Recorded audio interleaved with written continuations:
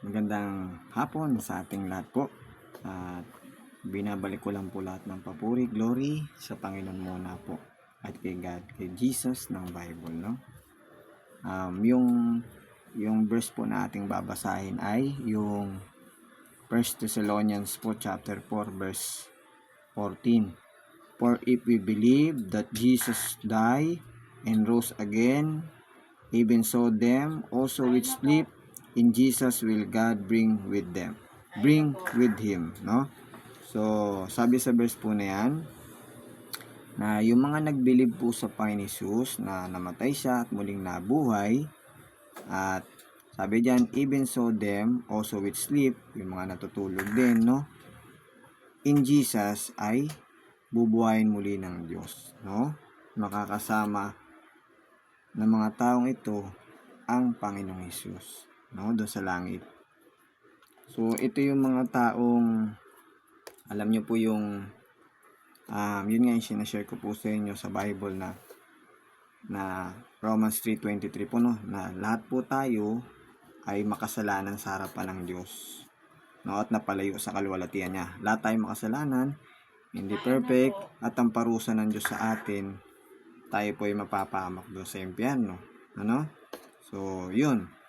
Ngayon, yung nanampalataya po, nagsisi, nagtiwala sa Panginoon Jesus bilang Panginoon tagapagligtas, Savior God niya, pinagtiwalaan mo, nagtrust ka sa Panginoon Jesus po, no, na siya'y napako sa krus, namatay, nilibing at muling nabuhay sa ikatlong araw, no, para sa ating kasalanan na binayaran niya ng dugo buhay niya. So ngayon, yung nagtiwala po sa Panginoon Jesus ng buong puso, no, sabi ng Bible, muli din siyang mabubuhay, kagaya ng Panginoon Jesus na binuhay ng Diyos sa mga patay at uuwi sa piling ng Diyos sa langit. Yan po yan, oh. Pag-asa po to ng mga taong nag-believe sa Panginoong Jesus, nagtiwala, no? Kasi yan po ang sabi ng Bible. Ulitin po natin. For if we believe that Jesus died and rose again, even so them also which sleep in Jesus will God bring with him. O, diba? Yung mga natutulog ding nakasama ng Panginoon Jesus, muli ding mabubuhay. Ito yung mga taong namatay para sa Panginoong Jesucristo, ano, sa gospel ng Panginoon Jesus na sinishare unang panahon. As yung mga taong magtitiwala sa Diyos, sa Panginoon Jesus, kay God, sila yung mga bubuhay ng Diyos, no? Kaya yan po yung pag-asa ng taong nagtiwala sa Panginoon Jesus. Yan ang pag-asa niya na kahit mamatay siya sa buhay na ito, muli siya muling mabubuhay. Sapagkat si Jesus nabuhay sa ikatlong araw, na aking Panginoon God. Kayo din po nawa, no?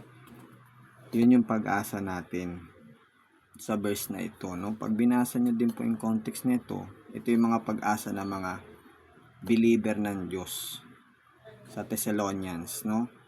Sinasabi ng mga lingkod ng Panginoon, ito yung pag-asa nila, yung muli silang mabubuhay, no? Namatay sila sa piling na yun ng Diyos. Yung mga nagtiwala ng patay sa Panginoon Jesus, yan ang pinangawakan nilang pag-asa, binigay ng Diyos at kaligtasan, no? So yan din ang meron akong pinangawakan na kailangan po iyaan, kasi dito isang araw mamamatay tayo, no? So yan din ang pinangahawakan ko, no? So sa mga makakapanood nito ng mga viewers, ito ang kailangan nyo. At sa mga makakapanood nito, tayo po'y umamin sa Diyos na tayo makasalanan, walang kayang gawin para maligtas sa impyerno, hindi tayo mga perfect, hindi tayo matuwid, at wala tayo, nothing, tayo ay papunta sa kapamakan sa galit ng Diyos, no? Tayo po'y makasalanan at papuntang impyerno. Ngayon, merong isang paraan po para maligtas tayo sa impyerno po. Sa pangalan lang ng Panginoon Kristo po matatagpuan ang kaligtasan sa silong ng langit. Wala na pong iba.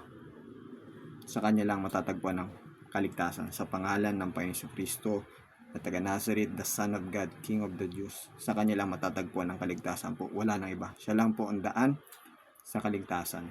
Siya ang katotohanan at ang buhay at papunta sa Ama sa langit. Wala nang ibang daan liban sa Kanya. Sabi po yan ng Bible sa John 14:6. So si Jesus lang po ang paraan sa kaligtasan. So ngayon po, para maunawaan po natin, 2,000 years ago po, si Jesus Christ po ay napako sa krus ng Kalbaryo, dun sa bayang Israel, sa Golgota na lugar. Napako po si Jesus sa krus, namatay, nilibing, at nabuhay sa ikatlong araw. Bakit po ba napako si Jesus sa krus? Si Jesus po ang nagbayad ng ating sala doon sa krus ng Kalbaryo ng dugo buhay niya para maligtas tayo sa parusa sa impyerno, no? At sa galit ng Diyos. Siya nagbayad ng payment. Magkasala tayo sa Diyos, hindi natin kaya magbayad, si Jesus po nagbayad para sa atin. No? Wala tayong kayang ipambayad. Wala po. Kaya si Jesus nagsuffer sa cross to pay the penalty of sin, ng dugo buhay niya, para may salba tayo sa parusa sa impyerno, no? May ligtas tayo doon. At by the way, mahirap po yung tinanggap ng Panginoon Jesus na pagkapako sa krus. Hindi po yun biro. Pag binasa nyo sa Book of Matthew, sa John, na kwento kung gaano kahirap po ang tinanggap ng Panginoon Jesus na parusa sa krus, bayubay, bugbog, dura, pangalait ng tao. Bakit po? Because of sin. Yun ang binayaran ng Panginoon Jesus, no? Para maligtas tayo sa kapamakan ng impyerno at sa kasalanan, no? Yung ating buhay, kaluluwa. Kaya wala nang higit na regalo na dakila, na regalong ibinigay ng Diyos. Si Jesus po yung regalo ng Diyos sa atin, na buhay na walang kaligtasan. The greatest gift of all na binibigay sa atin ng Diyos na regalo. So ngayon, magpa-pray po tayo, mga viewers sa Panginoon. Kasi sabi ng Bible sa Acts chapter 20 verse 21, sabi ni God, repent toward God and faith toward our Lord Jesus Christ. Yan po ang sabi ng Bible. Kayo magsisi, no? At manumbalik sa Diyos, at magtiwala, manampalataya, mag-trust sa Panginoon Jesus na inyong tagapagligtas. Yun po ang sabi ng Bible, repent and believe the Lord Jesus Christ and thou shall be saved. Yan ang sabi po ng Bible. So let's pray po. At tayo po ay sumabay sa panalangin. Ito po ay desisyon niya po, no? So tayo mag-pray po. Amang Diyos na banal, inaamin ko po na ako po ay isang makasalanan at walang kayang gawin upang maligtas at mabago ang buhay ko. Wala po akong kaya. Umamin po ako, Amang Diyos na banal, di ko kayang iligtas ang sarili ko sa impyerno. Ako po'y nagpapakumbaba. Walang kayang gawin. At Amang Diyos na banal, nagsisisi po ako ng buong puso. Humingi ako ng tawad sa inyo sa lahat ng kasalanan nagawa ko po. Umaamin po ako, wala akong kayang gawin upang isalba ang aking sarili. At ngayon po, tinatanggap po kita, Lord Jesus, by faith, na nagtitiwala ako ng buong puso ko na kayo ang Panginoon ko at tagapagligtas ko, Savior God ko. Nagtitiwala ako ng buong puso ko, Lord Jesus, binayaran niyo po ang aking sala doon sa krus ng Kalbaryo, ng dugo buhay niyo, ng inyong pagkamatay, pagkalibing at muling pagkabuhay. Salamat, Lord Jesus, for saving my soul. In the name of Jesus Christ, Amen. So yun, mga ka-viewers, ito ang pangako ng Diyos. Kung kayo nagsisi, nagrepent, at nagtiwala, tinanggap si Jesus Savior ng buong puso, no? Ito ang pangako po ng Diyos sa atin. Romans chapter 10 verse 9. No? Kaya tayong mga nagsisi, nagrepent, at tumanggap sa Panginoon Jesus, by faith, nagtiwala sa Panginoon Jesus, no? Sa finish work niya, sa ginawa niya sa krus ng Kalbaryo na binayaran yung ating sala doon. Ito pangako po ng Diyos sa mga nagtiwala sa Panginoon Jesus. Basahin natin po.